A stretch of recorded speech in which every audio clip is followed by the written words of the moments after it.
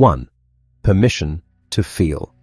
There is a question we encounter countless times throughout our lives, one that seems utterly benign yet carries an astonishing psychological weight. How are you feeling? Given the nature of our existence as emotional beings, it ought to be the simplest inquiry to answer. Instead, it is often the most difficult. This difficulty arises precisely from how deeply honest we are willing or permitted to be. Reflecting on childhood, it becomes clear that many of us navigated our early years without anyone ever posing that question with genuine curiosity. There are children who endure profound despair, isolation, and fear, yet move through their days entirely unseen. Outwardly, the signs of internal catastrophe might be glaringly obvious: plummeting academic performance, drastic fluctuations in weight, a sudden lack of companionship, and a pervasive, simmering rage. Yet the adults surrounding them, often burdened by their own unresolved traumas and coping mechanisms, remain oblivious.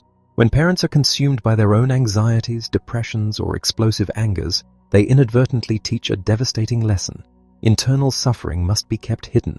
The consequences of burying such pain can be catastrophic. Consider the experience of a child who harbors a dark secret, such as being the victim of abuse by a trusted community member. When the truth inevitably surfaces, the reaction of the surrounding world is rarely the supportive embrace one might expect. Instead of validation, the child might face further ostracization, parental panic, and an escalation of bullying from peers. The adults, overwhelmed and unequipped with an emotional vocabulary, often react with sheer panic rather than targeted empathy. They might seek professional interventions, yet fundamentally fail to address the core emotional wounds simply because they are terrified of what they might uncover. Consequently, the child retreats into emotional lockdown, adopting a state of numbness simply to survive. Salvation, when it arrives, often comes in the form of a rare, attentive individual. It might be a relative or a mentor who operates outside the conventional, emotionally stifled norms. This person recognizes that behavioral issues are merely symptoms of unacknowledged inner turmoil. By creating a safe space and asking that pivotal question, "How are you feeling?" and listening without judgment, interpretation, or the urge to immediately fix the problem, this individual breaks the dam. The resulting torrent of tears, confessions of inadequacy, and expressions of loneliness is not a breakdown. It is a breakthrough. It is the profound gift of granting someone the authorization to experience their own inner reality.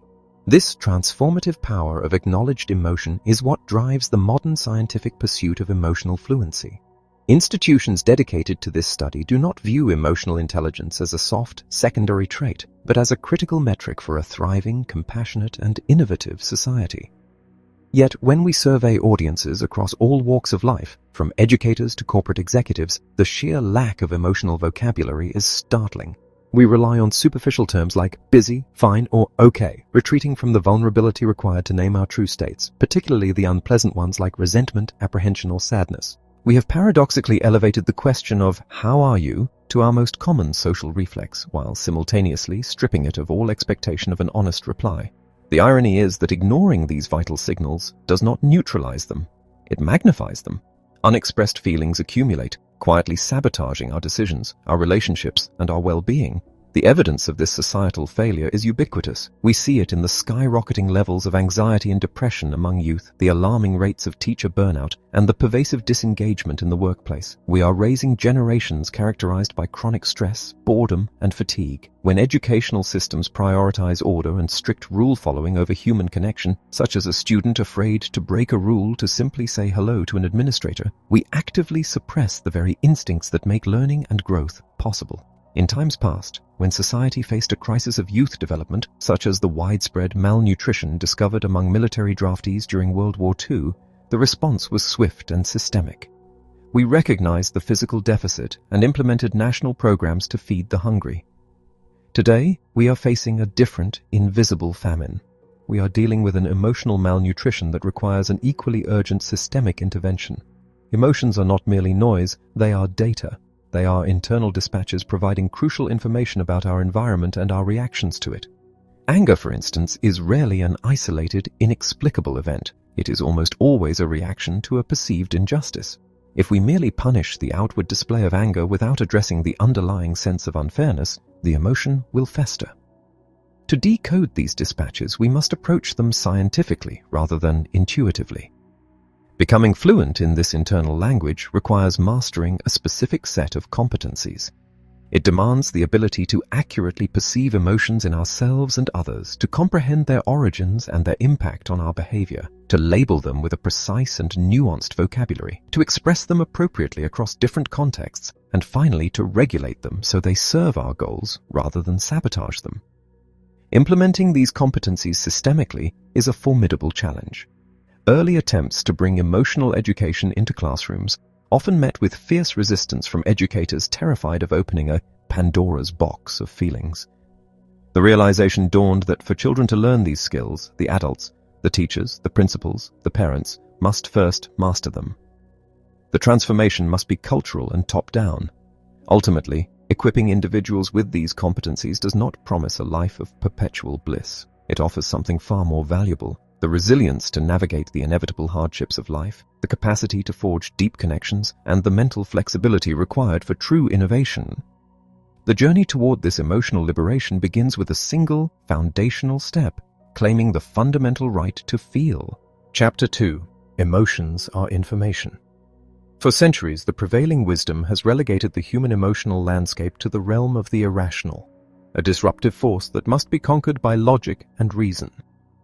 We are taught to view our feelings as mere static on the radio dial of life, distracting us from the clear, rational broadcasts we ought to be tuning into. However, this dichotomy between head and heart is a profound misconception. The internal shifts we experience are not random misfires of a primitive brain. Rather, they are intricate, highly evolved delivery systems for crucial data.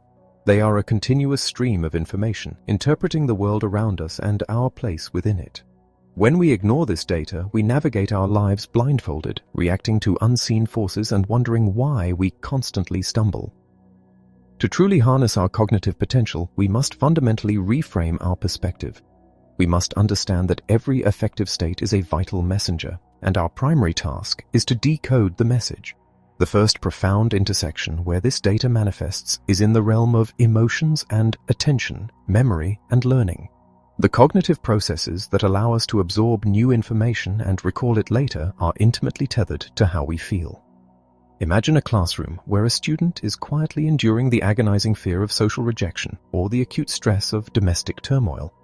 To the untrained eye, the student might simply appear distracted or intellectually disengaged. Yet, from a neurological standpoint, their brain is fully occupied. It is simply deployed on a mission of survival rather than academic enrichment. Anxiety acts as a cognitive hijacker, monopolizing the working memory required to solve a complex equation or analyze a historical text. Furthermore, the emotional resonance of an event dictates how deeply it is encoded into our memory banks. We rarely remember the mundane, neutral moments of our days, but a moment of profound joy, terror, or humiliation is seared into our consciousness forever. Therefore, attempting to educate a mind without first tending to its emotional climate is an exercise in futility. Learning is not a detached mechanical process, it is a profoundly effective experience. This constant stream of internal data extends far beyond the classroom, profoundly shaping our daily actions and choices, highlighting the crucial link between emotions and decision-making. The modern world heavily prizes the illusion of the purely rational actor. We like to believe that when faced with a choice, whether it is selecting a financial investment, choosing a life partner, or simply deciding what to consume for dinner, we weigh the pros and cons with cold, calculating precision.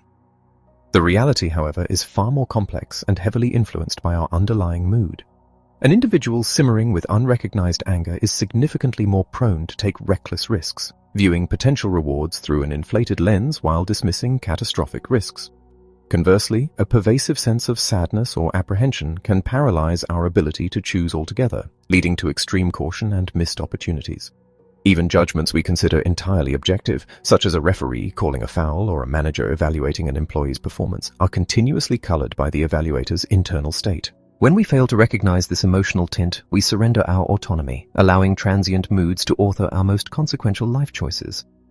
The invisible threads of this data also weave the very fabric of our social existence, revealing the profound impact of emotion and relationships. We are biologically wired for connection, and the primary language of that connection is not spoken words, but affective signaling. The subtle tightening of a jaw, the warmth of a genuine smile, the dismissive turning away of a shoulder, these are the currencies of human interaction.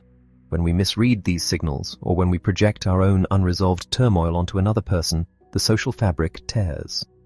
Consider the phenomenon of emotional contagion, the way a single individual's toxic negativity can rapidly infect an entire household or workplace, or how a leader's authentic enthusiasm can galvanize a demoralized team. Our relationships thrive when we possess the emotional fluency to accurately interpret these exchanges, allowing for genuine empathy rather than reactive defense mechanisms. Without this shared vocabulary, we are effectively speaking different languages, doomed to endless misunderstandings and painful isolation. Beyond our cognitive and social lives, the undeniable reality of emotions and health forces us to confront the profound mind-body connection. The medical establishment has historically treated the physical form as a machine, separate and distinct from the psychological experiences of the person inhabiting it. Yet the data tells a vastly different story. Chronic, unmanaged stress, persistent anger, and unresolved trauma do not merely reside in the ethereal realm of the mind. They inflict tangible, biological damage. The continuous flooding of stress hormones like cortisol wears down the immune system, dramatically increasing susceptibility to illness, accelerating cardiovascular deterioration, and exacerbating a host of physical ailments. The body keeps a meticulous, unyielding score of our emotional burdens. Conversely, cultivating states of genuine contentment, deep gratitude, and secure connection acts as a physiological shield, promoting resilience and longevity. Ignoring our emotional well-being is not just a psychological oversight, it is a profound medical liability.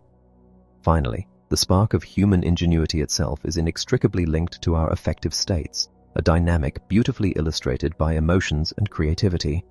The cultural trope of the tortured, brooding artist has romanticized the idea that misery is the sole wellspring of profound innovation. While it is true that deep melancholy or righteous anger can drive a powerful urge to express or resolve a conflict through art or invention, it is an incomplete picture. Positive emotional states, joy, curiosity, and peacefulness play an equally, if not more, vital role in the creative process. These states broaden our cognitive horizons, allowing the brain to make novel associations, envision alternative realities, and explore unconventional solutions without the restrictive fear of failure. To be truly creative requires the courage to feel deeply and the flexibility to navigate the entire spectrum of human emotion, utilizing each state as a unique tool to forge something entirely new and meaningful. Chapter 3. How to become an emotion scientist. Consider for a moment the exact nature of your current emotional state. Are you absolutely certain of what you are experiencing right now? It may sound like a foolish question, as we often assume our internal landscape is perfectly clear to us. Yet the reality of human consciousness is a tempest of contradictions, rapidly firing synapses and fleeting sensations. If understanding our feelings were genuinely an effortless endeavor, there would be no need to study emotional intelligence or develop specific competencies to manage it. The truth is, our brains operate with what researchers sometimes categorize as hot and cold intelligences, the emotional and the rational, but these forces do not politely take turns. When we attempt a purely logical task, such as calculating our taxes, our reasoning is inevitably shadowed by whatever interpersonal conflicts or lingering worries we experienced moments before, because our minds consist of overlapping regions pulling us in multiple directions. Untangling the resulting chaos requires an objective, analytical approach. We must, in essence, train ourselves to become emotion scientists. No matter how exceptionally high an individual's cognitive intelligence might be, failing to accurately perceive and navigate emotions limits their true potential. A brilliant mind crippled by an inability to decode its own emotional reactions will inevitably struggle with relationships, physical health, and decision-making. These internal currents continuously drive our actions, often beyond the threshold of our awareness. Consider the distinction between integral and incidental emotions. Integral emotions are direct, logical responses to our immediate environment, such as the thrill of a budding romance or the apprehension of navigating a dangerous road. Incidental emotions, however, are residual feelings from unrelated events that bleed into our current reality. If a morning argument leaves us simmering with unacknowledged frustration, that incidental anger may unconsciously sabotage an afternoon meeting. By adopting the mindset of a scientist, we learn to detect these subtle infiltrations, pausing to identify whether a racing heartbeat or a tight stomach is merely a physical symptom or a profound emotional dispatch demanding our attention. The formal pursuit of this knowledge began to crystallize in 1990 when psychologists Peter Salovey and John Mayer published a foundational paper proposing that a vast majority of human endeavors are profoundly shaped by emotion. They argued that emotional intelligence is not an innate, fixed trait, but rather a spectrum of abilities that can be actively cultivated. When asked to define this intelligence, people often confuse it with other admirable qualities. They might equate it with empathy, yet empathy alone can cause us to drown in another person's sorrow without offering a lifeline. They might mistake it for emotional stability, assuming a stoic, serene demeanor signifies emotional wisdom, when in fact, highly anxious individuals sometimes possess superior emotional competencies cultivated out of sheer necessity. Similarly, popular concepts like grit or resilience, while valuable, are not emotion skills in themselves. Rather, they are sustained and bolstered by the foundational ability to manage frustration and overcome disappointment. Emotional intelligence is not merely possessing a warm personality or boundless optimism. It is an active, vital set of mental tools that clarify our thinking and enhance our creativity. To systematically cultivate these tools, a specific framework of 5 essential competencies must be mastered. First is recognizing the presence of an emotion by noticing subtle shifts in our own physical and mental states, or observing the facial expressions, body language, and vocal cues of others. Next is understanding the underlying causes of those feelings and acknowledging how they steer our behavior and judgments. Third is labeling these experiences with a precise and nuanced vocabulary, elevating our awareness beyond vague generalities. Fourth is expressing our feelings in ways that are contextually appropriate and culturally attuned, inviting genuine connection and empathy. Finally, regulating our emotions involves actively managing and modifying our reactions to support our personal and professional aspirations, rather than allowing our feelings to derail them. Together, these 5 competencies transform the abstract concept of emotional intelligence into actionable, daily practices. Unlike cognitive intelligence, which has been reliably measured by standardized tests for over a century, emotional intelligence lacks a universally applied, definitive assessment. As a result, we are notoriously unreliable when evaluating our own emotional fluency. Studies routinely demonstrate that when asked to rate their own emotional intelligence, a vast majority of individuals confidently place themselves far above average, succumbing to an optimistic illusion of superiority. True assessment requires evaluating performance in real-time, emotionally charged situations, rather than relying on subjective questionnaires. Gaining this fluency also requires clarifying our terminology. An emotion is typically a brief, intense, and physiological response to a specific catalyst, mobilizing us to fight, flee, or engage. A feeling is our internal, subjective experience of that emotion. Moods stretch out over longer periods, acting as a diffuse background hum whose origin is often difficult to pinpoint.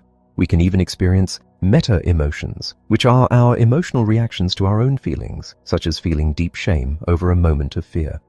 Finally, there are emotion-related personality traits, which are our long-term predispositions to approach the world with optimism, introversion, or calm. Distinguishing among these states allows us to chart our internal topography with far greater precision. As we embark on this educational journey, we must remain vigilant against the instinct to become emotion judges. A judge approaches the emotional landscape with a rigid gavel, seeking to evaluate, validate, or condemn feelings as good or bad, appropriate or irrational. This judgmental stance often stems from a defensive desire to assign blame or avoid uncomfortable truths.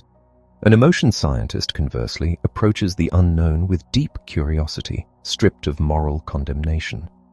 The scientist believes in the capacity for growth and change, operating from a mindset that views emotional development as an evolving, teachable reality. The profound necessity of these skills becomes glaringly apparent when we consider our near-universal failure at effective forecasting, our ability to predict how future events will make us feel. Studies surrounding major political elections and high-stakes sporting events repeatedly show that individuals drastically overestimate the duration and intensity of the devastation they will feel if their preferred outcome fails to materialize.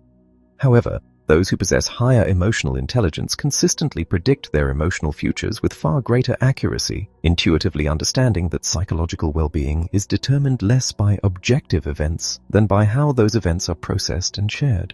The transformative power of these competencies spans the entirety of a human life.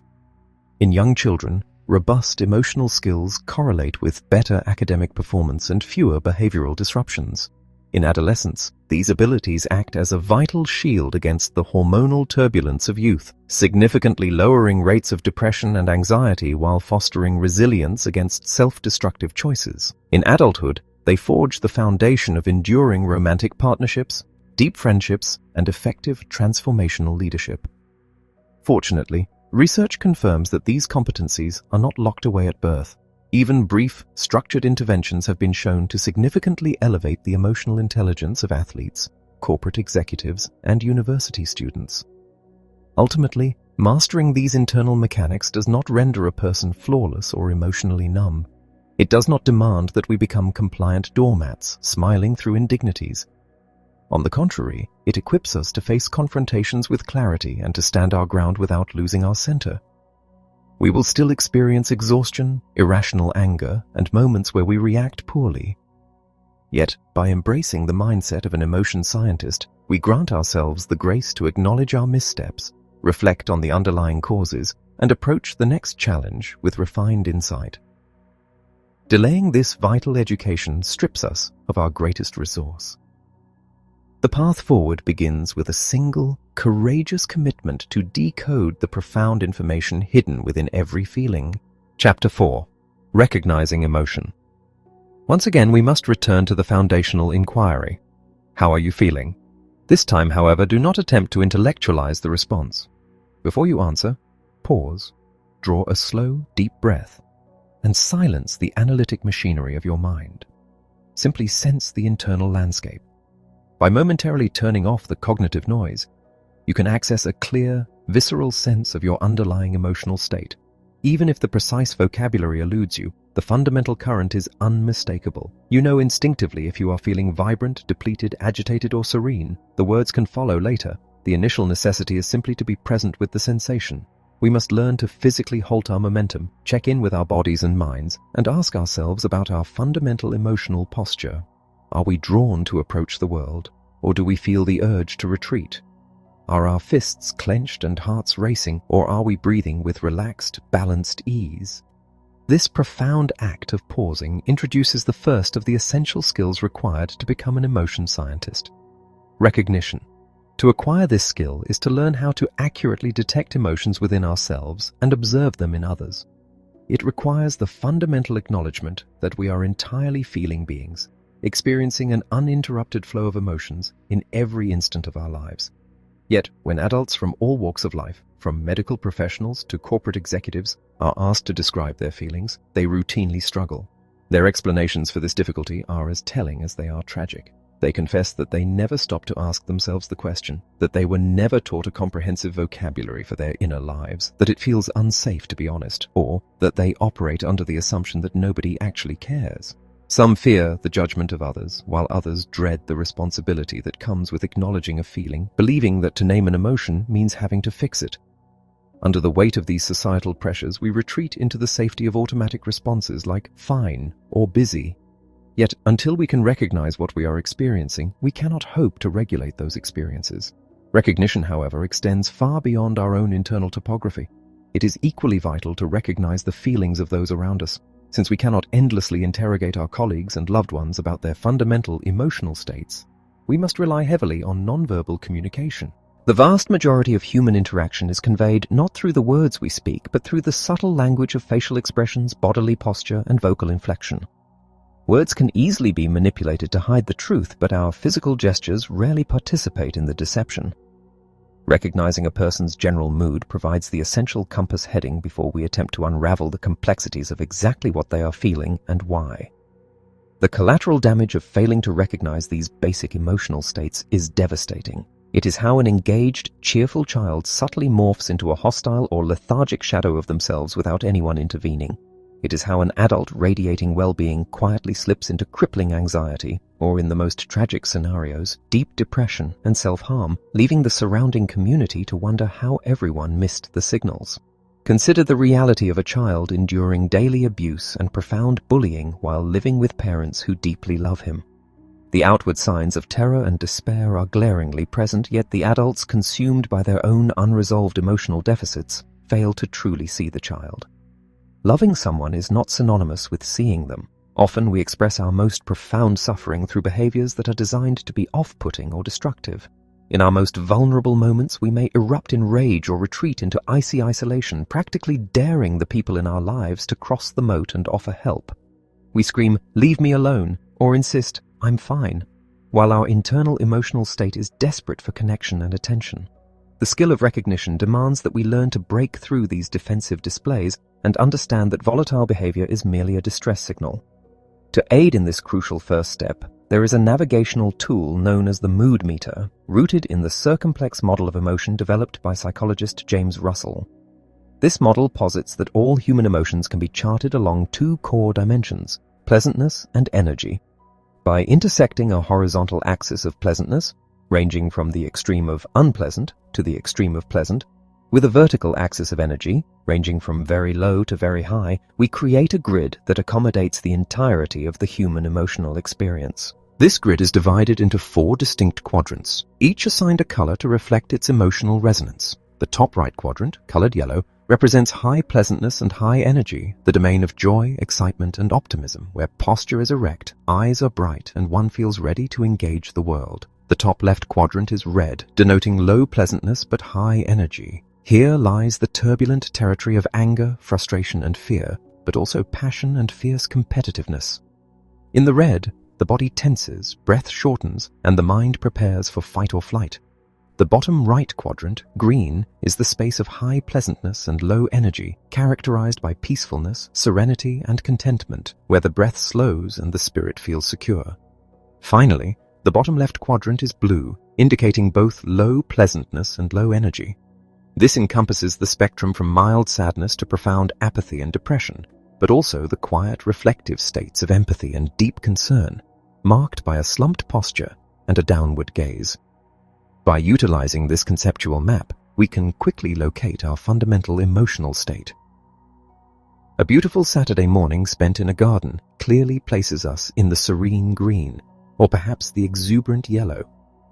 Conversely, arriving at the airport for a crucial business trip only to realize a laptop has been left behind immediately plunges us into the high-alert, highly unpleasant red zone, which may slowly devolve into the defeated blue as the reality of the loss sets in. Recognition does not demand that we instantly identify the exact, granular emotion. It simply asks us to determine our general coordinates on the map. Yet, as vital as recognition is, it is also highly susceptible to error. We must acknowledge our profound capacity to misread the nonverbal cues presented to us. The lens through which we view the world is heavily tinted by our own emotional state, a phenomenon known as attribution bias. An individual who traverses life simmering with internal anger will consistently perceive hostility in the neutral expressions of others, suffering from a hostile attribution bias that paints the entire world in aggressive hues. We frequently project our own insecurities and moods onto those around us. At a simple dinner gathering, individuals can harbor drastically different perceptions of their own emotional projections compared to how their peers view them. One may believe they are radiating relaxed warmth, while others perceive them as tight with anxiety. Even seasoned experts can fall prey to these misinterpretations. A graduate student might flee a professor's office in tears, entirely misreading the professor's expression of deep concentration as a look of profound disgust. Observers at a seminar, when asked to decode a presenter's intentional display of contentment, will offer wildly divergent interpretations, ranging from anger to flirtation. While extreme, prototypical expressions of terror or joy might be universally understood, the reality of daily life rarely presents such theatrical displays. Instead, we are tasked with deciphering fleeting, ambiguous, and mixed signals. This complexity is compounded by cultural, contextual, and relational variables. A smile can denote genuine joy, but it can just as easily signify polite deference, social discomfort, or even masked aggression. What is considered a standard friendly greeting in one culture might be viewed as a bizarre, unwarranted intrusion in another. Furthermore, modern life introduces novel barriers to recognition. The increasing dominance of screen-based communication severely atrophies our ability to read face-to-face cues, and the cosmetic paralysis of facial features strips the human face of its vital emotional data. Ultimately, human beings are biologically wired to prioritize negative emotional information, an evolutionary adaptation designed to detect threats and ensure survival. However, in the modern world, this negativity bias can lead to chronic misinterpretation if left unchecked. To be an emotion scientist is to accept that our initial readings, while crucial, are hypotheses waiting to be tested. We must recognize the quadrant, sense the physical and mental shifts, but remain humble enough to admit we might be wrong. Finding the truth requires looking beyond the immediate behavior to uncover the source. For that, we must transition from merely observing the surface to excavating the foundation, moving from recognition to the profound challenge of understanding. Chapter 5. Understanding Emotion. Consider a variation of our recurring inquiry. How was I feeling? To illustrate, let us return to my 13th year, a period defined by the daily torment of schoolyard bullying. In a well-intentioned effort to harden me against these assaults, my father, a formidable man from the Bronx, insisted I enroll in martial arts. Though entirely unathletic, my desperate desire to win his approval drove me to dedicate myself to Hapkido. For 3 months, I practiced with singular focus, eventually pleading with my instructor to allow me to test for my yellow belt early. When the day of the examination arrived, my anxiety was so paralyzing that I banished my mother to the parking lot, forcing her to wait in the car while I attempted my sequences of kicks and blocks. I failed the test. Upon leaving the studio, I threw open the car door and unleashed a torrent of screaming, "I hate you! I'm never going back! I'm a loser! You knew I'd fail! I'm not going to school tomorrow!" It was a complete emotional detonation. If one were to observe that display and attempt to name the feeling, the immediate guesses might include anger, humiliation, or disappointment. Yet, relying solely on intuition and the outward manifestation of rage is merely guesswork. It reveals a common attribution bias, inferring internal states exclusively from external behavior, or projecting how we ourselves might feel in a similar circumstance. An emotion scientist cannot operate on such assumptions. Imagine the scene from my mother's perspective. She had been waiting in the car, hoping for a positive outcome to salvage my battered self-esteem. Instead, she was met with a barrage of hostility.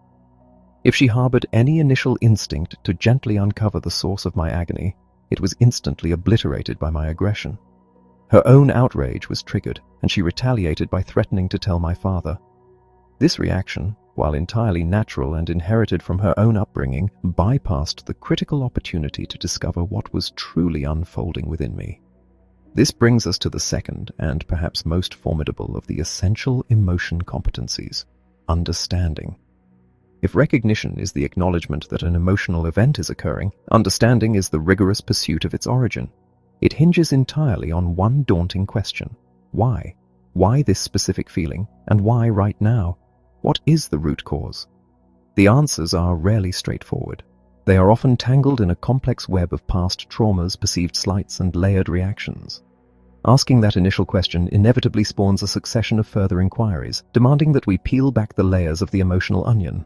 It is a journey that can lead us into uncomfortable territory, especially when dealing with the emotions of those we love.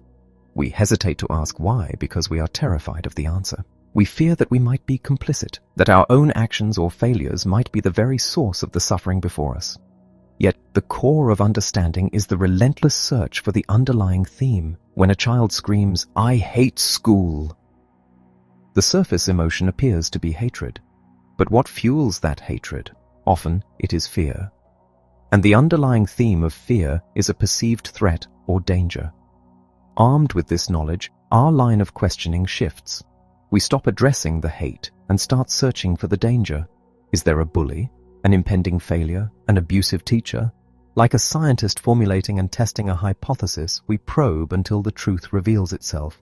This process is deeply intertwined with appraisal theory, which posits that while the underlying themes of emotions are universal, the specific catalysts are highly individualized. What provokes exhilarating excitement in one person might induce crippling terror in another. An emotion scientist must suspend their own appraisals, their own judgments of what ought to be fearful or joyful, to genuinely comprehend the unique reality of the person standing before them.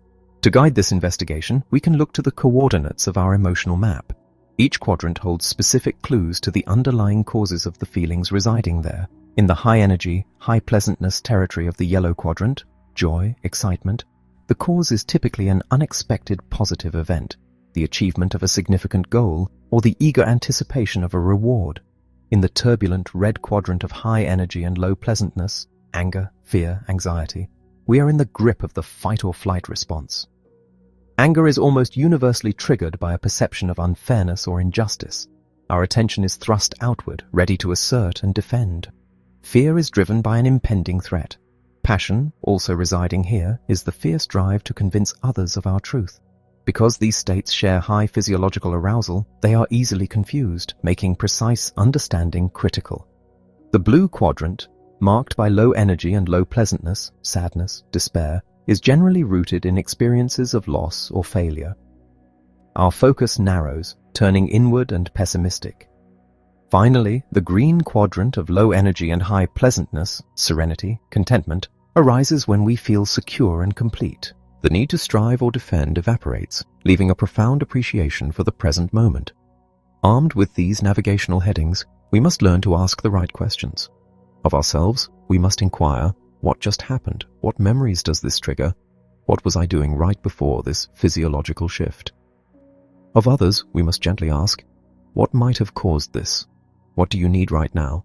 To sharpen this investigative skill, we must develop pattern recognition, learning to distinguish between emotions that closely mimic one another but stem from vastly different psychological roots: shame, guilt, and embarrassment. While these three often intertwine, their origins are distinct. Shame is fundamentally an external judgment internalized. It is the agonizing perception that we have violated a moral code and are consequently diminished in the eyes of our community. It isolates and destroys. Guilt, conversely, is an internal judgment, a self-inflicted remorse for an action we know to be wrong. Embarrassment is the acute, localized discomfort of being caught violating a social convention, using the wrong utensil or tripping in public. Recognizing which of these is at play dictates the entirely different avenues of support required: jealousy and envy. These terms are frequently used interchangeably, yet they describe different psychological events. Jealousy is a specific manifestation of fear, the terror of losing someone or something vital to a rival.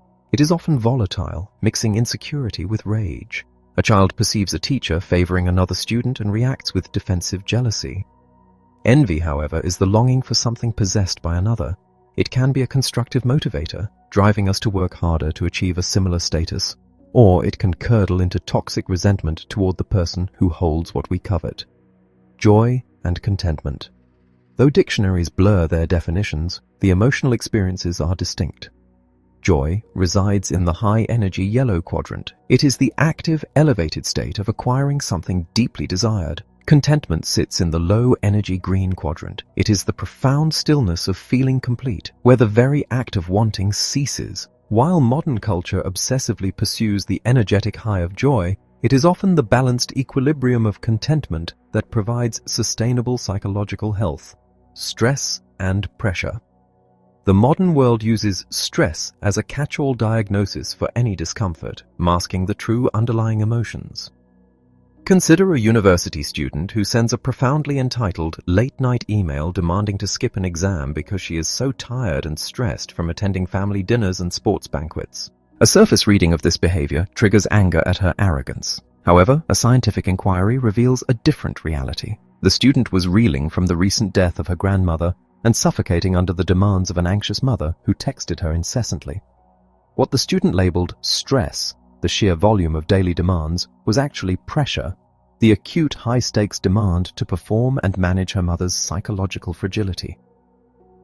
Untangling stress from pressure changes the entire approach to resolving the crisis.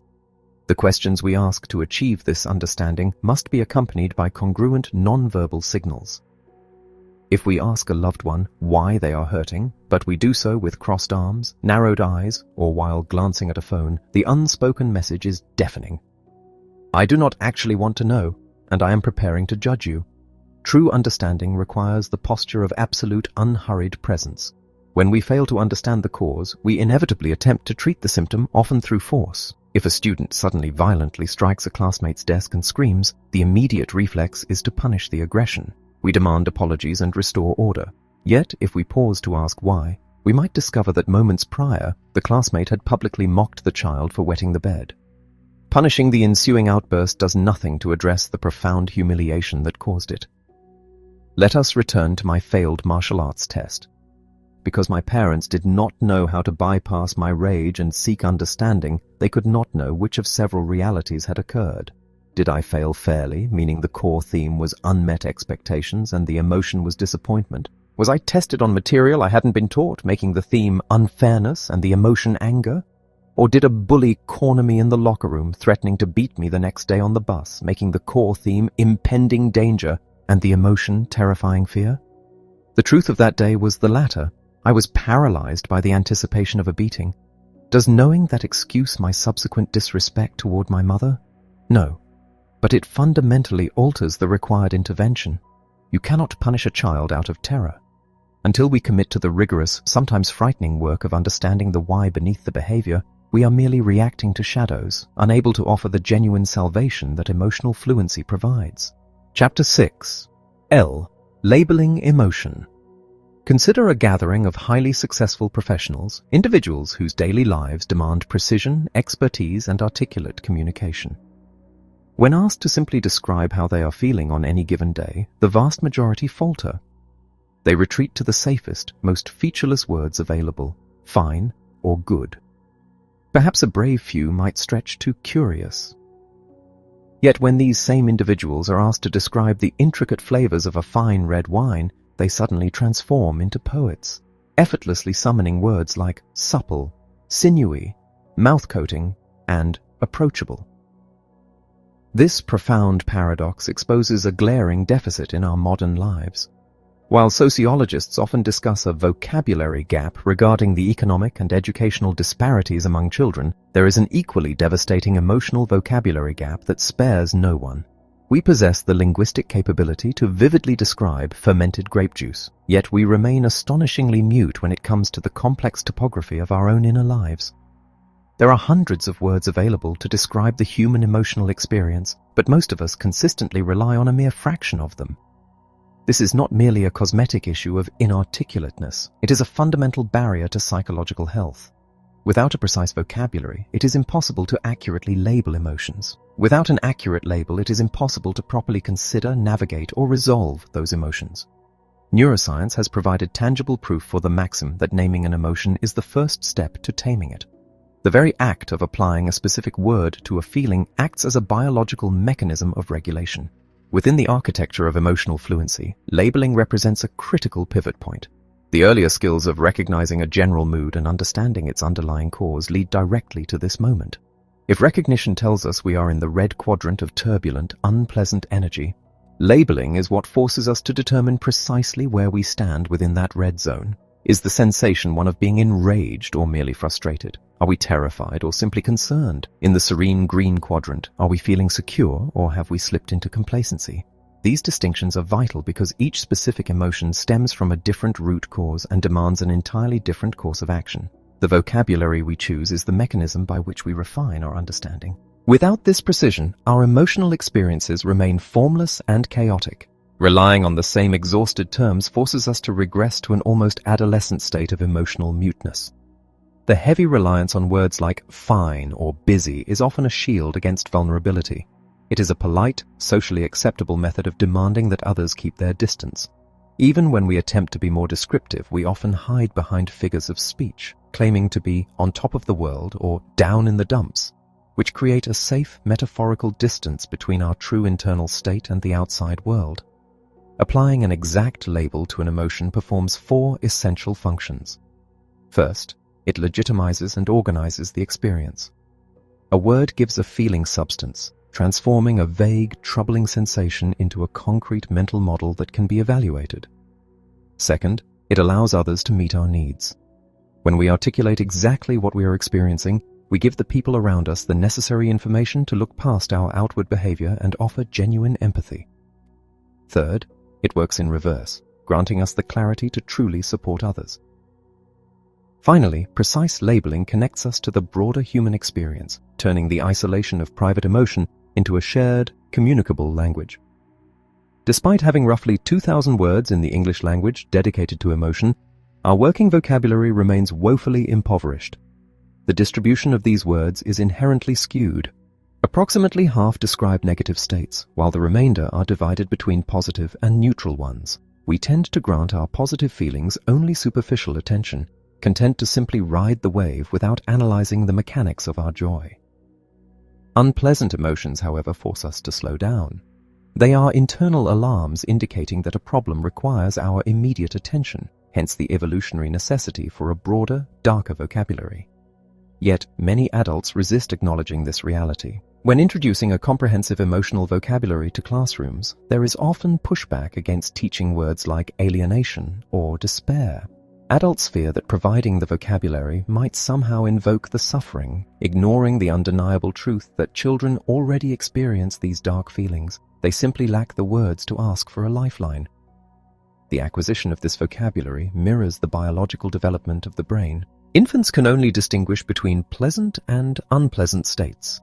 Toddlers graduate to basic concepts of sad and happy. By preschool, the capacity to differentiate between anger and fear emerges. Research consistently demonstrates that children who are taught to accurately label their feelings enjoy profoundly better social interactions and suffer far fewer behavioral issues. This phenomenon, known as affective labeling, is remarkably powerful.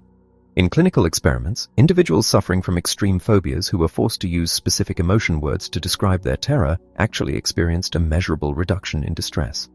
Their ability to approach the source of their fear increased.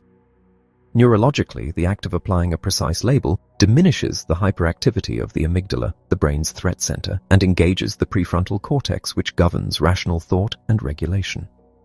When we lack this linguistic precision, our emotional responses become blunt instruments. If anger is the only word we possess for any unpleasant, high-energy state, then every minor provocation risks triggering a full-blown rage. However, if we possess a granular vocabulary, if we can identify that we are merely annoyed, irritated, or frustrated, we carve out a space for self-reflection before the emotion hijacks our behavior. This emotional granularity is a defining marker of psychological resilience. Individuals who define their feelings with high complexity and precision are significantly less likely to resort to destructive coping mechanisms such as substance abuse during times of severe stress. They are physically and psychologically healthier than those who lump their feelings together in vague, undifferentiated clusters. At the extreme negative end of this spectrum lies alexithymia, a condition characterized by a severe inability to recognize and describe emotions, which correlates with diminished gray matter in the language processing centers of the brain. The profound link between language and internal reality suggests that the words we have access to shape the very boundaries of our world. Various cultures possess specific words for complex emotional states that do not exist in English. The German Schadenfreude, pleasure derived from another's misfortune, the Inuit Ikzuarpok, the restless anticipation of a guest's arrival, or the Yiddish Quell, overwhelming pride in a child's accomplishments, reflect the unique values and emotional priorities of those societies. Conversely, Mandarin contains over 100 nuanced terms related to shame. Expanding our vocabulary does not mean we suddenly invent new feelings. Rather, it shines a light into the unexamined corners of our existing emotional architecture, bringing clarity to the shadows. This clarity is desperately needed in navigating the modern epidemic of what we lazily categorize as stress. When investigated with an emotion scientist's precision, the blanket term stress often masks 4 distinct and wildly different experiences. Anxiety is a paralyzing worry about future uncertainty. Fear is the visceral reaction to an impending, tangible threat.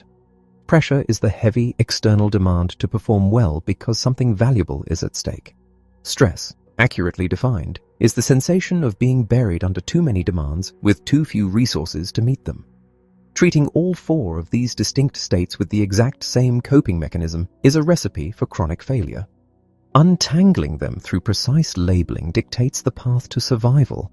The tragedy of poor labeling is evident in environments where emotions are allowed to fester unrecognized. We routinely skip past the early warning signs of being apprehensive or bothered, waiting until we are completely panicked or livid before we acknowledge our internal state. In highly volatile settings, such as classrooms for emotionally challenged youths, teaching the gradient of vocabulary can be life-saving. When children are taught to identify the subtle difference between annoyed and enraged, They gain the vital ability to raise a hand and ask for support while the emotion is still small enough to be managed. Violence and physical outbursts drastically decrease simply because the internal turmoil has been given an articulate voice. When we can finally name an emotion, a cognitive shift occurs. The chaotic, overwhelming wave of feeling is boxed into a recognizable shape. The act of labeling engages our executive control, pulling us out of raw, reactive survival mode and restoring our capacity to reason. It is the moment we stop being the victims of our internal weather and begin to take authorship of our own lives. The words are already there, waiting in the dictionary. The true challenge is summoning the honesty and courage to attach them to the truth of what we feel. Chapter 7. E. Expressing emotion. The preceding skills of recognizing, understanding, and labeling emotions all share a fundamental characteristic.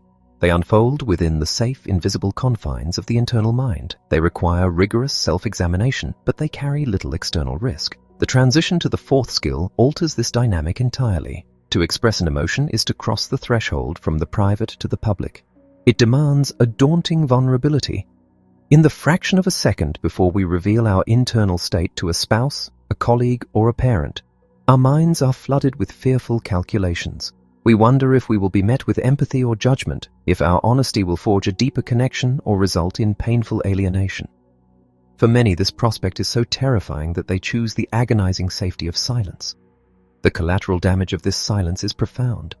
Reflecting on a childhood marred by unacknowledged abuse and persistent bullying, the true tragedy was not just the trauma itself, but the absolute inability to articulate the resulting terror and shame to the adults who could have intervened. When the burden of such dark, complex feelings is carried in isolation, it inevitably seeks alternative routes of escape. For a child lacking an emotional vocabulary, this might manifest as inexplicable physical ailments, such as chronic gastrointestinal pain that baffles medical diagnosis, or it might curdle into self-destructive behaviors, eating disorders, and blinding, misdirected rage. The modern parallel is starkly visible in the countless individuals who endure harassment or abuse, but remain mute, paralyzed by the fear that exposing their truth will only invite retaliation or deeper humiliation. The silence itself becomes a secondary, enduring trauma. Paradoxically, the reluctance to express is not limited to our darkest moments. We frequently suppress our most radiant positive emotions as well. We mute our joy or pride to avoid appearing boastful, or simply because happiness does not urgently demand the comforting intervention of others. Yet when we chronically withhold both the dark and the light, we send a chilling, unmistakable directive to the world. Stay away. We construct a fortress of false fineness, rendering it impossible for anyone to truly know us or offer genuine support. Conversely, authentic expression is the ultimate invitation to intimacy. It is the brave declaration of our current reality and our immediate needs. Society, however, has long conditioned us to prioritize stoicism over authenticity. The educational landscape is riddled with archaic maxims, such as the advice to new teachers to withhold their smiles until mid-year to establish dominance. Children are routinely instructed to suppress their tears and project a facade of pleasantness, implicitly learning that the classroom, and by extension the public sphere, is no place for genuine feeling. We are born with an innate biological imperative to express our elemental needs. A screaming infant is simply utilizing its only survival mechanism. Yet, as we acquire the sophisticated language necessary to articulate our inner lives, we simultaneously acquire the capacity for emotional deception. We learn to mask our realities out of shame or the perceived necessity of social preservation. The cultural reinforcement of this suppression is pervasive, often romanticizing the act of suffering in silence and rewarding those who wear a mask of untroubled gladness while their internal world shatters. It is crucial, therefore, to dispel a dangerous misconception. The permission to express is not a license for unbridled emotional dumping. Authentic expression is not synonymous with screaming matches, chronic whining, or weaponizing our feelings to manipulate others. Such unchecked behavior is not emotional fluency, it is emotional chaos. True expression requires an awareness of the immense emotional labor demanded by our daily lives. Many professions, from nursing to law enforcement to customer service, require a constant, exhausting curation of outward display, a surface acting that frequently conflicts with true internal states. This chronic dissonance is a primary driver of modern burnout and depression. We navigate this labor through complex, unwritten display rules that dictate the acceptable parameters of emotion based on context, culture, gender, and power dynamics. The rules change drastically depending on our environment. The aggressive, exuberant bonding native to a high-stakes trading floor would be jarring in the restrained corridors of an Ivy League university. Gender stereotypes further complicate this landscape, subtly conditioning women to internalize distress while granting men wider latitude for expressions of aggression, even as physiological data reveals that men often experience immense internal stress when forced to mask their vulnerabilities. Furthermore, in the stark realities of societal hierarchies, the most marginalized individuals are routinely denied the basic right to voice their righteous anger or fear without facing severe consequences. The act of expression is fundamentally a transaction, which means it relies entirely on the presence of a willing recipient. The most articulate expression of feeling is instantly invalidated if the listener is glancing at a smartphone, staring out a window, or crossing their arms in defensive anticipation. The emotion scientist must not only know how to speak, but how to listen, projecting an aura of absolute non-judgmental presence that invites the speaker to step out of the shadows. Mastering this skill does not mean we are obligated to bare our souls in every circumstance. True emotional intelligence involves the strategic calibration of expression. There are moments of profound grief or distress where unleashing our full reality in a professional setting would be counterproductive and inappropriate. In such instances, the emotionally skilled individual finds a way to honor their internal state, perhaps by quietly dedicating their effort to a lost loved one, while reserving the full cathartic expression for the sanctuary of trusted family and friends. When vocalizing our pain to another human being feels insurmountable, the simple act of translating feelings into written words can serve as a powerful alternative. Extensive clinical research demonstrates that journaling or writing about deeply held emotional burdens yields profound physiological benefits. This private form of expression has been shown to bolster immune function, reduce blood pressure, and significantly elevate long-term mood, proving that the sheer act of moving an emotion from the silent mind into tangible language is a profound mechanism of healing. Whether spoken or written, the courageous act of expression releases the pressure valve of the human psyche, clearing the way for the final crucial step of actively managing and utilizing the emotional currents we have finally brought into the light. Chapter 8. R. Regulating emotion. Once more, we return to the central inquiry of this journey. How are you feeling? Yet, having progressed this far, the question alone is no longer sufficient. We must now append a crucial second part. What, if anything, do you intend to do about it? Imagine yourself trapped in a windowless conference room on a Friday afternoon, required to attend a mandatory hours-long meeting. The week has been grueling. Every fiber of your being yearns to be at home unwinding, or even back at your desk actually accomplishing something. Instead, you are captive, simmering with irritation, exhaustion, and distraction, while attempting to project an aura of polite attention.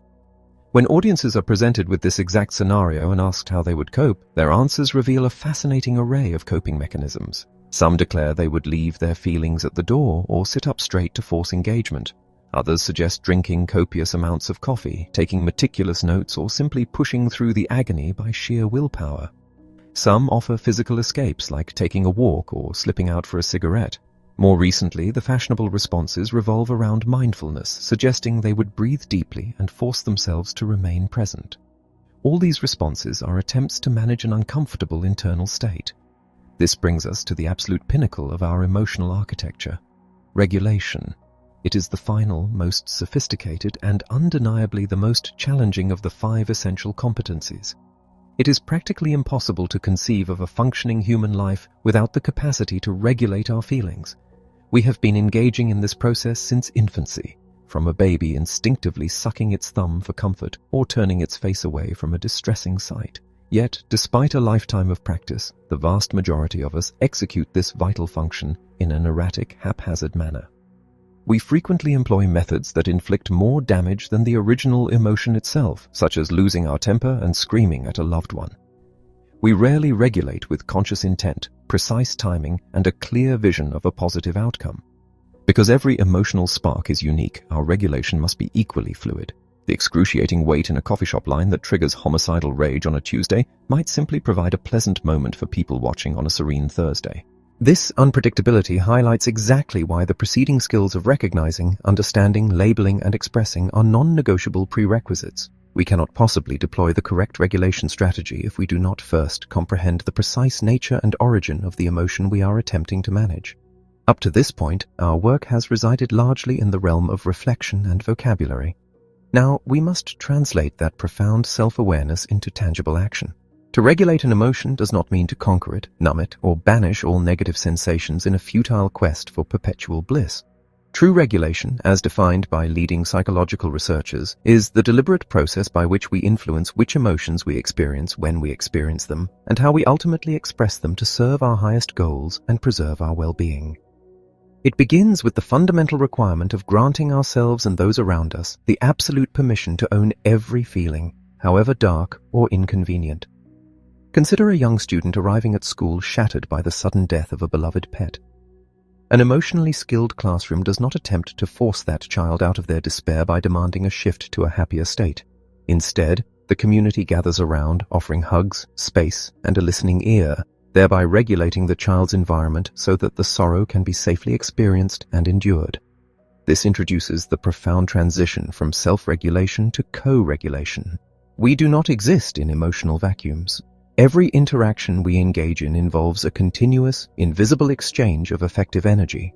Just as a caregiver's soothing voice regulates a distressed infant, teaching the child that turmoil is survivable, our adult moods perpetually alter the emotional weather of our homes and workplaces. We possess the remarkable ability to intentionally shift the collective mood of a group to achieve specific outcomes. When organizing a major national summit dedicated to youth emotional health, the planning committee utilized this very principle. During the initial brainstorming phases, upbeat, pulsating music was played to elevate the team into the high-energy, high-pleasantness domain, fostering wild, uninhibited creativity where no idea was deemed too impossible. Later, when the time came to build consensus around those ideas, the environment was altered with gentle, reflective music, shifting the team into a calm, agreeable state. Finally, for the grueling logistical planning involving budgets and security, all music was silenced, plunging the group into a focused, analytical mindset. Remarkably, as the summit concluded, the desired emotional outcome for the departing attendees was not mere joy or satisfaction. The organizers deliberately sought to leave the audience lingering in a state of high-energy, low-pleasantness arousal, a righteous, activated anger regarding the current crisis in youth development. The goal was to send them back to their respective institutions not just happy, but fiercely motivated to enact systemic change. Mastering our own internal landscape requires a diverse arsenal of strategies, which broadly fall into 5 distinct categories. The first and most elemental is the conscious management of our physiology, primarily through mindful breathing. By deliberately slowing our breath, we deactivate the brain's threat response center, lowering our heart rate and blood pressure, thereby clearing the mental fog created by stress hormones and restoring our capacity for rational thought. The second approach involves forward-looking strategies. Armed with deep self-awareness, we can anticipate the people, environments, or events that reliably trigger our worst reactions and take preemptive action to alter the outcome. If a specific relative consistently incites your rage at holiday dinners, the strategy is not to endure the abuse, but to proactively seat yourself at the opposite end of the table. If an upcoming performance review fills you with paralyzing dread, you can regulate that fear by mentally rehearsing every potential criticism and formulating calm, professional responses well in advance. Even strategic avoidance, choosing to skip a restaurant because you cannot resist an unhealthy menu item, is a valid regulatory tool when used thoughtfully. The third category centers on the redirection of our mental focus. When an inescapable situation provokes distress, we possess the cognitive ability to shift our attention away from the emotional catalyst. This might involve intentionally distracting ourselves with a complex mental task, focusing entirely on a neutral object in the room, or consciously visualizing a serene environment until the immediate emotional storm passes. The fourth, and highly complex, strategy is cognitive reappraisal. This involves actively reframing a provocative event to alter its emotional impact. If a spouse makes a humiliating comment at a gathering, your initial impulse might be explosive retaliation. By pausing to reappraise, perhaps telling yourself that they are simply exhausted or that they genuinely meant no harm, you successfully diffuse the immediate crisis. However, reappraisal carries a profound risk. It can easily become a mechanism for pathological denial. If that same spouse routinely belittles you, utilizing reappraisal to repeatedly excuse their behavior prevents you from addressing a toxic dynamic. We must constantly act as rigorous emotion scientists, interrogating our own strategies to ensure we are using them to foster genuine well-being rather than merely avoiding necessary, difficult confrontations. Finally, we arrive at the ultimate mechanism of regulation, the pause between the stimulus and our reaction. This momentary suspension of time allows us to step back from the blinding heat of an emotion, visualize our absolute best selves, and choose a response that aligns with our highest values rather than our basest instincts. Acquiring these interconnected proficiencies is not the work of a weekend seminar.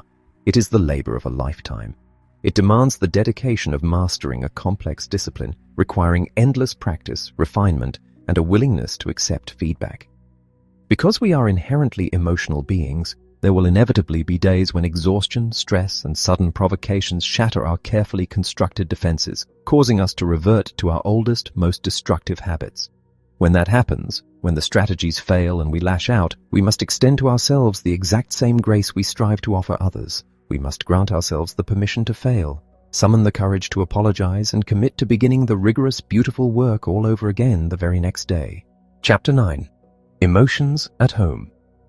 It is a common scenario for well-intentioned caregivers to feel a profound, creeping dread regarding the psychological trajectory of their children. Consider a frantic mother who seeks urgent counsel, terrified that her child lacks all trace of emotional intelligence. She describes a pattern of relentless aggression, of throwing objects and screaming, contrasting this chaotic behavior with the calm, gregarious nature of her older child. She is convinced that professional psychiatric intervention is the only remaining option, a seemingly reasonable conclusion until she reveals that the child in question is barely 11 months old. This extreme rush to pathologize infant behavior perfectly illustrates the overwhelming anxiety modern parents harbor regarding emotional development. While it is an undeniable biological reality that we all enter this world with distinct innate temperaments, some of us possessing a high threshold for frustration, while others are highly reactive and easily startled, these baseline variations do not dictate a child's ultimate emotional destiny. A highly sensitive, reactive infant raised in a deeply nurturing, emotionally fluent environment is perfectly capable of flourishing. The true determinant of emotional intelligence is not the temperament we are born with, but the emotional climate of the home that shapes us. The household is the absolute crucible of our psychological development. Our earliest understandings of comfort, distress, and connection are not formally taught. They are absorbed from the atmosphere. When we eventually leave to establish our own families, we inadvertently pack our childhood emotional experiences and carry them with us. It is a profoundly humbling, often unsettling experience to swear that we will never replicate the toxic, chaotic, or stifling dynamics of our youth, only to open our mouths in a moment of stress and hear the exact tone and phrasing of our own parents spilling out. The unresolved emotional patterns of the past stubbornly replicate themselves, ensuring that the foundations of our new homes are built upon the emotional architecture of the old. For generations, the prevailing psychological wisdom actively discouraged emotional warmth. In the early 20th century, leading authorities in child development sternly warned parents that physical affection, cuddling, and coddling would spoil a child's character and render them unfit for society. Modern developmental science has thoroughly debunked this austere philosophy, proving definitively that secure attachments and demonstrative love are the absolute prerequisites for healthy brain development. Yet a lingering ambivalence remains. Many parents today still resist the implementation of emotion skills, fearing that an intense focus on feelings equates to overindulgence. They operate under the misguided belief that to prepare a child for the harsh realities of the world, one must enforce a strict, stoic discipline. They fail to realize that emotional fluency is not a retreat from reality. It is the essential armor required to survive it. Denying a child the permission to feel does not harden them against anxiety, bullying, or despair. It merely strips them of the vocabulary and the mechanisms necessary to overcome those exact struggles. To instill these competencies in children, adults must undertake the daunting task of becoming active, authentic role models. If a parent attempts to teach emotional regulation but routinely defaults to explosive rage or icy withdrawal when inconvenienced, the child will inevitably mimic the behavior, not the lecture.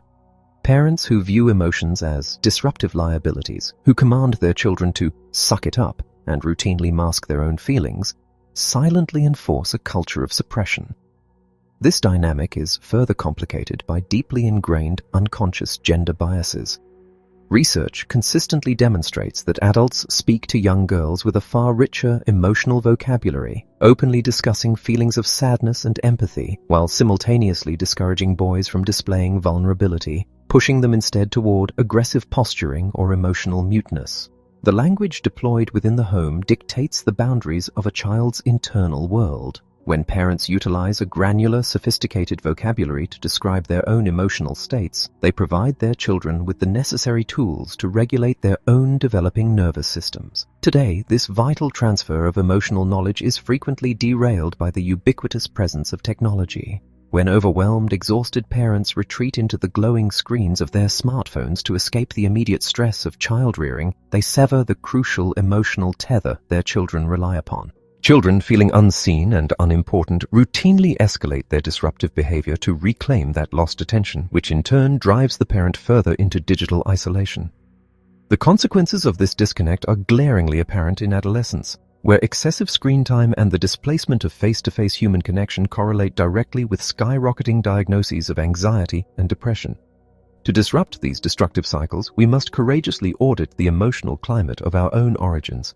If asked to describe the defining feeling of their childhood homes, a staggering majority of adults summon negative descriptors: toxic, heavy, suffocating, unpredictable, unsupportive.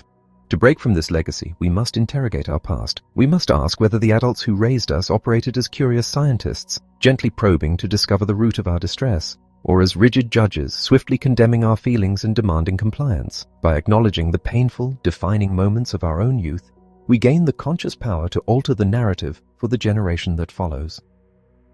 Transforming a household requires an adult to actively conceptualize their best self. In the professional sphere, individuals dedicate immense energy to curating a flawless reputation, striving desperately to be perceived by colleagues as reliable, patient, and collaborative. Tragically, we rarely apply this same rigorous standard to the sanctuary of the home. We owe our families the very best version of ourselves, not the depleted remnants left over at the end of the day. Children are meticulous, lifelong observers. They register every heavy sigh, every tense shoulder, and every dismissive glance. To cultivate the reputation we wish to hold in the eyes of our children, we must actively regulate our emotional transitions. For millions of working adults, the simple act of crossing the threshold into the home is a perilous emotional trigger. We shed our professional armor and unconsciously dump our accumulated frustrations onto the people we love most.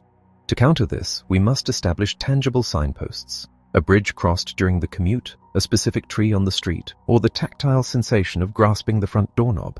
These objects must serve as mandatory reminders to execute a deep, deliberate pause. They are the physical cues that command the brain to shed the incidental stress of the day, to take a vital meta-moment, and to intentionally shift into a state of warm, engaged presence before opening the door. When individual regulation is not enough to harmonize a fractured household, the collaborative creation of a family charter can be revolutionary. This is not a list of punitive rules or daily chores. It is a living, written document that defines exactly how every member of the family wishes to feel within those walls. By asking foundational questions, how do we want to feel? What specific daily actions will generate those feelings? How will we repair the damage when someone violates those feelings? The family builds a shared emotional infrastructure. This process empowers children with a profound sense of agency and safety, while simultaneously validating the parents' legitimate needs for respect, boundaries, and quiet time. The transformative power of this conscious emotional labor is undeniable. In a household operating without emotion skills, a father's explosive, disproportionate rage over a minor annoyance, such as a child asking for batteries, simply breeds terror and enduring resentment. However, in a home where emotional fluency is practiced, the aftermath looks entirely different. A sibling might intervene, recognizing the father's outburst not as a terrifying personal attack, but as a symptom of adult exhaustion and mismanaged stress. They might leave a script reminding the younger child that the parent was simply in a bad mood and needs to breathe and rest. This level of systemic empathy forces the adults to recognize their failures as role models and turns moments of severe conflict into profound opportunities for apology, repair, and collective growth. The home must ultimately serve as the fortress where children are granted the unconditional support to fully experience their humanity. When they are armed with this emotional clarity, they possess the unwavering internal strength to reject the prejudices and cruelties of the outside world, secure in the knowledge of exactly who they are. Chapter 10. Emotions at School. From preschool to college. Consider the traditional architecture of the modern educational system, a structure that has for generations prized cognitive output over psychological well-being. We have constructed a vast, high-stakes machinery designed to measure reading comprehension, mathematical proficiency, and historical recall, obsessively tracking these metrics through endless, standardized testing. Yet, as we push students harder to achieve these numerical benchmarks, we simultaneously ignore the very engine that drives all human cognition, the emotional mind. We operate under the profoundly flawed assumption that students can simply hang their feelings in the hallway alongside their winter coats, entering the classroom as blank, receptive hard drives ready to be programmed. The devastating reality is that a student gripped by the terror of a playground bully, the despair of a fractured home, or the suffocating anxiety of an impending exam is neurologically incapable of optimal learning. Their working memory is hijacked by survival instincts. When schools systematically deny the emotional reality of their students, they are not merely failing to nurture the whole child, they are actively sabotaging the academic excellence they so desperately seek to cultivate. The crisis of emotional suppression within our schools is not limited to the student body. It is equally, if not more, devastating for the adults tasked with their care. Educators today report stress levels that parallel those of emergency room physicians. They are underpaid, overworked, and burdened with an ever-expanding mandate to act as social workers, disciplinarians, and surrogate parents. When a teacher is perpetually hovering in the red quadrant of the emotional map, simmering with resentment, exhaustion, and frustration, that affective state inevitably bleeds into the classroom environment. A teacher cannot effectively teach emotional regulation to a volatile teenager if they themselves lack the vocabulary and the strategies to manage their own burnout. Therefore, the implementation of emotional intelligence in schools cannot simply be a curriculum handed down for teachers to administer to children. It must be a foundational shift in the adult culture. It requires principals, administrators, and educators to engage in the rigorous, often uncomfortable work of mastering these competencies themselves before they ever utter a word about them to the students. When a school commits to this transformation, emotional intelligence ceases to be an isolated 30-minute lesson squeezed into a Friday afternoon schedule. Instead, it becomes the fundamental operating system of the entire institution. This systemic integration begins in the earliest stages of development within the preschool and kindergarten classrooms. Here, children are largely at the mercy of their impulses, their brains still constructing the vital neural pathways between the emotion-generating amygdala and the logic-driven prefrontal cortex.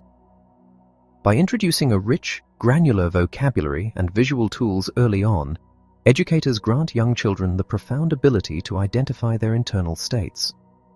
A preschooler who can accurately articulate that they feel left out, rather than merely throwing blocks in a blind rage, has achieved a monumental developmental milestone.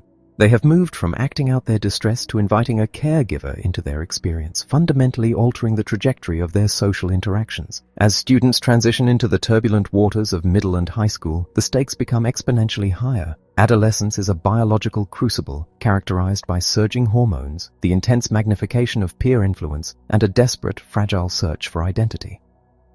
This is the period where the collateral damage of emotional illiteracy manifests in its most destructive forms: plummeting self-worth, severe anxiety, substance reliance, and devastating acts of cruelty. In these environments, emotion skills act as a vital lifeline. When a school culture replaces punitive, exclusionary discipline with restorative, emotionally informed practices, the entire dynamic shifts.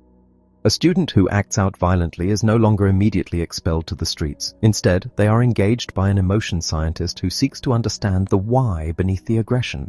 The classroom creates a shared emotional charter, a daily commitment to mutual respect that holds both students and teachers accountable to a standard of psychological safety. This shared language diffuses the volatile power struggles that plague so many secondary schools, replacing the rigid hierarchy of fear with an ecosystem of mutual understanding. The necessity of these skills does not diminish as students cross the threshold into higher education. Rather, it takes on a critical new dimension. University campuses today are ground zero for an unprecedented mental health crisis. We are sending young adults off into complete independence, armed with stellar academic transcripts, but entirely devoid of the resilience required to manage failure, intense pressure, or profound loneliness. They arrive on campus having been heavily managed and insulated throughout their childhoods, only to shatter at the first taste of significant adversity. For college students, the mastery of emotional regulation is quite literally a matter of survival. They must learn to navigate the crushing expectations of their future careers, the complexities of intimate relationships, and the vast, unstructured freedom of adult life. An emotionally intelligent university recognizes this vulnerability, weaving emotional support and vocabulary into the fabric of the freshman experience, ensuring that academic rigor is matched by robust psychological scaffolding. Ultimately, an emotionally intelligent educational system redefines the very purpose of schooling. It recognizes that an A+ in geometry is a hollow victory if the student achieving it is chronically depressed, ethically bankrupt, or entirely incapable of collaborating with others. By weaving the permission to feel into every lesson, every administrative decision, and every disciplinary action, schools can cease to be factories of anxiety and begin to function as incubators for fully realized human beings. We have the data, the framework, and the imperative to completely revolutionize how we educate. The true measure of a school's success is not merely what its students know when they graduate, but who they have become and how resiliently they are equipped to face the inevitable storms of the life that awaits them. Chapter 11. Emotions at Work. It is remarkably easy to comprehend why the professional workplace serves as such a formidable emotional crucible. We surrender roughly half of our waking existence to these environments, frequently surrounded by individuals we did not personally select, whose habits, values, and temperaments may diverge wildly from our own. Yet our very livelihoods and familial security depend entirely on our capacity to harmonize, cooperate, and collaborate with these people. Unlike the educational system, which features clear graduation dates and guaranteed exits, our professional lives stretch across decades, from the optimism of youth to the threshold of our twilight years.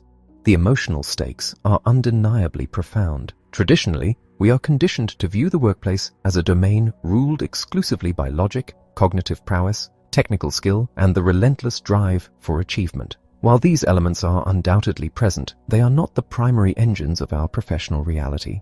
Emotions are the most potent, invisible force within any organization. They dictate the effectiveness of our leadership, the durability of our professional relationships, the quality of our customer interactions, and the boundaries of our innovation. As established earlier, our cognitive capacities, what we choose to focus on, our memory retention, our decision-making, and our creative output, are all inextricably tethered to our emotional state. Furthermore, our mastery of the 5 essential competencies, recognizing, understanding, labeling, expressing, and regulating feelings, directly dictates the trajectory of our careers and our holistic well-being. Consider the reality of your own morning routine. As you awaken, are you filled with an energetic anticipation for the workday ahead, or do you instinctively wish to hide beneath the covers? When you envision the colleagues you interact with most frequently, does the thought evoke a genuine smile or a silent groan? Throughout the day, do the hours slip by in a state of engaged flow, or are you agonizingly watching the clock, silently praying for a distraction? These internal responses are unmistakable barometers of your emotional reality at work. Ask yourself how accurately you evaluate the moods of your co-workers. Consider the unspoken display rules that govern your office, which emotional expressions are rewarded and which are strictly penalized. Most importantly, calculate the sheer volume of emotional labor you exert simply to survive the demands of your job. Consider the experience of a dedicated professional who relished arriving at her office hours before anyone else. In the quiet solitude, she thrived, accomplishing a staggering amount of work. Yet, the moment her colleagues arrived and the social demands of the office began, she felt an immediate, draining shift. By the time her workday concluded, she was entirely depleted, routinely declining her husband's invitations for dinner in favor of isolated decompression. Through an emotional intelligence framework, her daily trajectory became clear. She began her mornings in the high-energy, high-pleasantness yellow quadrant, slowly drifted into the serene green, and ended her days completely exhausted in the blue. Armed with this awareness, she began instituting deliberate pauses and regulating her energy during social interactions, ensuring she preserved enough cognitive and emotional resources to thrive both at her desk and in her marriage. This intersection of our professional and emotional lives is universal. Whether an individual is the chief executive of a global automaker or an entry-level worker at a local car wash, the fundamental human needs to belong, to be acknowledged, and to be valued remain identical. Simply possessing a brilliant intellect or securing a prestigious position at a top-tier financial firm does not guarantee emotional fluency or collaborative success. In an economy increasingly defined by communication and service, our emotional competencies dictate our viability. If we cannot empathize with a client, co-regulate the anxieties of a team, or find a baseline of friendly collaboration with our peers, our technical brilliance is rendered useless. On the surface, every interaction at work appears strictly transactional. We are negotiating a contract, analyzing data, or plotting a product launch. However, the success of these transactions relies entirely on the underlying relationships, which are forged in the quiet, non-work moments, a shared laugh in the elevator, or a brief exchange of weekend plans. The workplace is a community, and these mini-dramas dictate our daily experience. Furthermore, our feelings do not exist in a vacuum, they are highly contagious. The phenomenon of emotional contagion ensures that a single individual's mood can rapidly infect an entire team, bypassing conscious awareness. When a colleague smiles, we instinctively mirror the expression, internalizing a brief flash of joy. Conversely, a toxic mood can poison an entire room. Research simulating corporate negotiations has proven this dynamic definitively.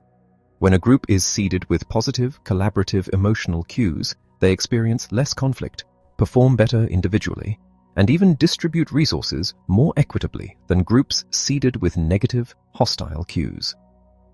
An emotionally intelligent leader understands that their primary task is to manage this contagion, deliberately matching the emotional climate to the specific task at hand. A product development manager might intentionally project high-energy, infectious enthusiasm during a brainstorming session to encourage uninhibited idea generation. However, if that same exuberant, risk-blind energy is carried over into the logistical planning of a launch schedule, the result is often a disastrous, error-riddled timeline. Recognizing this, a skilled leader will subtly alter their vocal cadence and posture, deliberately bringing the room's energy down to foster the cautious, detail-oriented mindset required for execution. Emotion skills must be actively applied to navigate the complex structures and cultures of the modern organization. Yet, cultivating these skills in a corporate setting is notoriously difficult. Unlike a school, the workplace is designed for output, not education.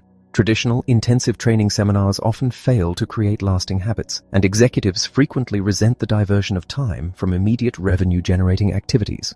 They fail to grasp that the bottom line is entirely dependent on an emotionally committed workforce. The collateral damage of emotional ignorance in business is staggering. Consider two highly competent executives, one inherently anxious and sensitive to feedback, the other loud, impulsive, and oblivious to how his words land. Without the vocabulary or the regulatory skills to navigate their differences, their daily interactions devolve into tense, unproductive standoffs. The burden of managing their conflict inevitably falls upon their supervisor, draining leadership resources. Or consider the manager who greets every dissenting idea with a hostile glare. Within weeks, their team transitions from discouraged to entirely disengaged, utilizing office hours to search for new employment. When researchers examine the internal reality of the modern workforce, the data is alarming. A vast proportion of employees report feeling stressed, overwhelmed, and frustrated for the majority of their workdays, while only a small fraction experience consistent pride or happiness. The primary drivers of this misery are almost exclusively relational. Unsupportive colleagues, apathetic leadership, and a severe deficit of empathy. When asked what they desire most, the overwhelming response is simply to feel happy, to feel valued, respected, and part of a cohesive team. Paradoxically, the risk of burnout is highest among the most capable and engaged employees. Because they are deeply committed, they continually accept heavier burdens until their psychological and physical resources are entirely depleted. A highly motivated employee managing a massive corporate event might execute the planning flawlessly, only to suffer a complete psychological collapse just weeks before the event, requiring an extended leave of absence. To prevent this, organizations must foster an environment where employees feel safe expressing their limits before they break. Yet, fear of retribution silences most workers. In executive seminars, when professionals are asked if they feel comfortable expressing their authentic feelings at work, the answer is a resounding negative. They carefully curate their expressions based on the power dynamic, swallowing the humiliation inflicted by a superior, because confronting the CEO feels like career suicide. This suppression carries a heavy organizational cost. As a leader of a research center, I learned this through painful experience. I once hired a well-intentioned supervisor who believed it was his duty to shield me from the staff's complaints. By cutting off that vital emotional feedback loop, the workplace slowly morphed into a dysfunctional, resentful environment. Only when that supervisor departed did the staff feel safe enough to express their long-held frustrations, revealing a crisis that took over a year to repair. The lesson was profound. Leaders must model vulnerability and express their own emotions openly to create a culture of psychological safety. In another instance, an employee's chronic, visibly apathetic demeanor during crucial meetings left me privately seething. Judging her surface behavior, I assumed she was simply rude and disengaged. It was only when I finally approached her as an emotion scientist rather than an emotion judge that I discovered she was silently battling severe clinical depression.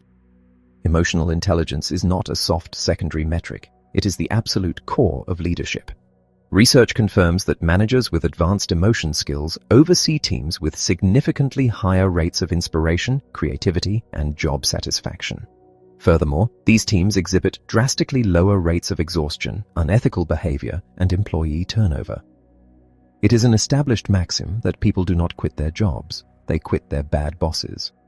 Of course, skeptics frequently point to notoriously difficult, emotionally volatile visionaries as proof that empathy is not required for corporate dominance. However, this definition of success is dangerously narrow. One must wonder how much more innovation, loyalty, and sustainable growth those same leaders could have cultivated had they not relied on fear and intimidation.